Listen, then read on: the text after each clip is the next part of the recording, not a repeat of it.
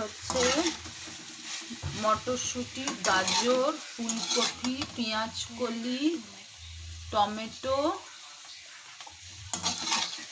ফুলকপি তো বললাম, গাজর দিয়েছি, লঙ্কা অল্প দিয়েছি, গাজর আছে, আর কিছু নেই। এবার এতে দিয়ে দেবো ভাত। আমার এই সবজিগুলো বেঁচে গেছিলো, আর খানিক ভাত কালকে বেঁচে গেছিলো, সেগুলো দিয়ে দেবো। এই দেখো ভাত দিয়ে দিলাম, এই ভাত দিয়ে দিলাম সবজির সাথে। এটা আমি মিক্স করে নিচ্ছি। পেঁয়াজ কলি আছে সেটা, আর ধনে পাতাও আছে। ধনে পাতা কুচি করে সব একসাথে আমি ফ্রাই করে নিয়েছিলাম। তারপরে এই ভাতটা দিয়ে দিলাম।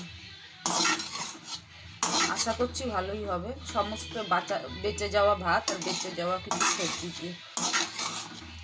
আরও খানিকটা ভাত আছে, দেখি কতটা দিই।